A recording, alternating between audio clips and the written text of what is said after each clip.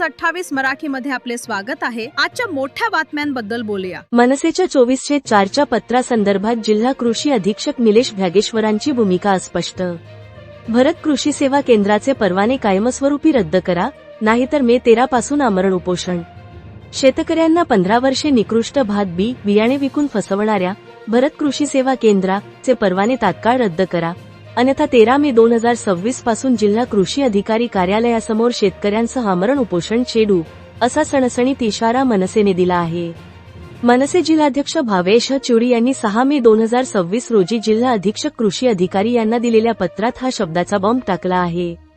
कृषी जिल्हा अधीक्षक निलेश भागेश्वर यांच्या म्हणण्यानुसार तक्रार ही औषधे आणि खताच्या संदर्भात होती आणि कारवाईचे पत्र देण्यात आले, परंतु ग्रामीण भागातील शेतकऱ्यांचा सीझन चालू होत असल्याने पुरवठा लवकरात लवकर व गैरसोय न होता सुलभ व्हावा या हेतूने परवाना रिवोक म्हणजे पुनर्जीवन करण्यात आले।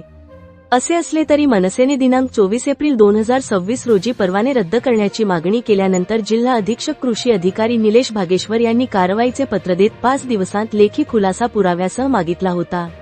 मग विक्रीदात्याने काय असा खुलासा केला की दिनांक 4 मे 2026 पर्यंत कारवाई न करता उलट भरत कृषी केंद्राला नव्याने बी बियाणे विक्रीचा परवाना दिला।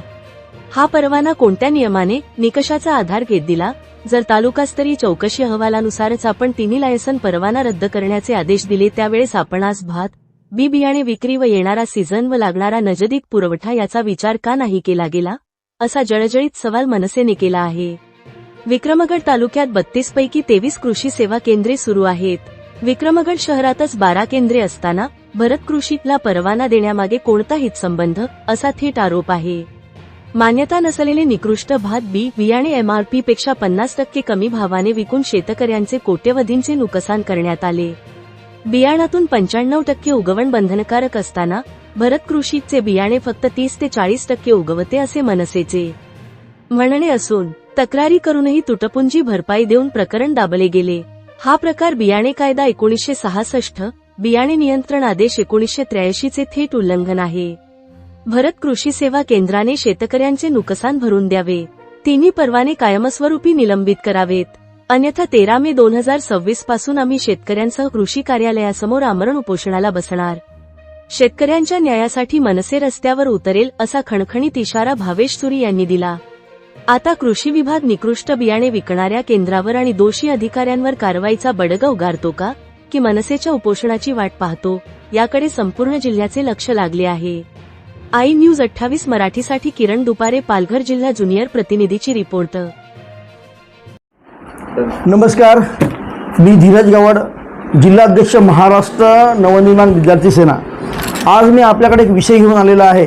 तो विषय आहे विक्रमगड तालुक्यातील भरत कृषी सेवा केंद्र विक्रमगड यांचा।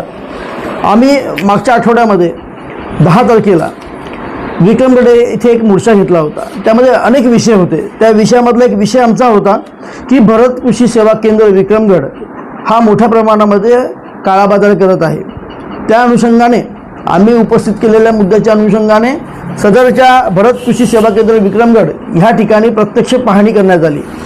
प्रत्यक्ष पाहणी करत असताना त्याच्या ज्या साठा पुस्तिका आहेत, त्या साठा पुस्तिकेवरती जेवढा स्टॉक हा खताचा असायला हवा होता, त्याच्यापेक्षा जास्त साठा ह्या भरत कृषी सेवा केंद्राच्या गोडाऊनमध्ये सापडला। आम्हाला संशय होता की भरत कृषी सेवा केंद्राचे प्रमुख मालक भरत पटेल हे मोठ्या प्रमाणामध्ये खतांचा काळाबाजार करत होते। त्याला या पालघर जिल्ह्यामध्ये खतांचा माफिया असं सांगितलं जातं।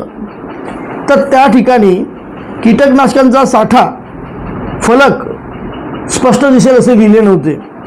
विक्री केंद्राच्या नजीकच्या असलेल्या गोडाऊनमध्ये शेतकऱ्यास विक्रीच्या हेतूने मुदतबाह्य ठेवलेले काही कीटकनाशके सापडले। तिथे कीटकनाशकांच्या बहुतांश बिलावरती शेतकऱ्यांच्या सह्या नव्हत्या। कीटकनाशकांचे साठा रजिस्टर भरले जात नव्हते।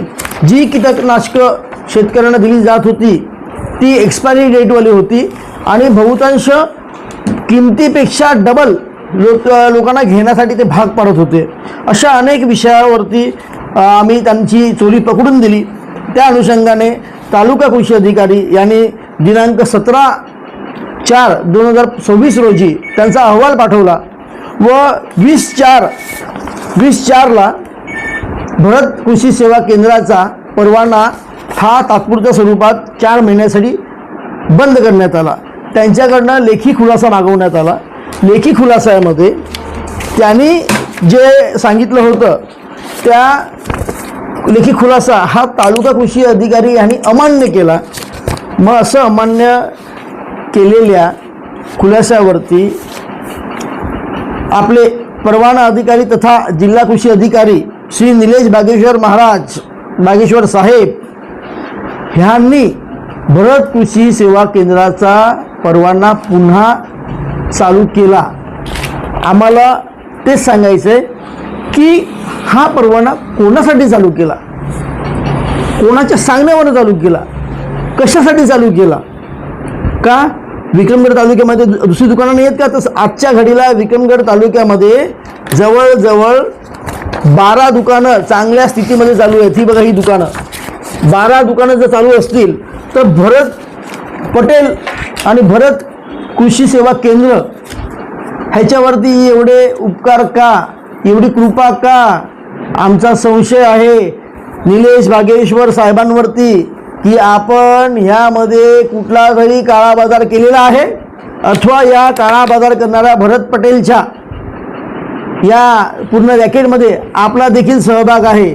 आम्ही शासनाकडे आपल्याद्वारे विनंती करतो की या निलेश बागेश्वर साहेबांची देखील चौकशी झाली पाहिजे. हा भरत पटेल जे धान्य देत होता शेतकऱ्यांना, शास्त्राचा नियम आहे की दिलेलं बियाणं हे 90% उगवलं पाहिजे, परंतु ते बियाणं फक्त 40% उगवत होतं. हा देशद्रोहाचा गुन्हा आहे, शेतकऱ्यांची फसवणूक आहे. असं असताना देखील जर हे परवाना अधिकारी निलेश बागेश्वर महाराज या भरत पटेल सगळ्या माणसाला पाठीशी घालत असेल तर आम्ही शांत बसणार नाही. आम्ही पुन्हा एक पत्र दिलेलं आहे आणि 13 तारखेपासून आम्ही पुन्हा आमरण शेतकऱ्यांना घेऊन आमरण उपोषणाला बसणार आहेत.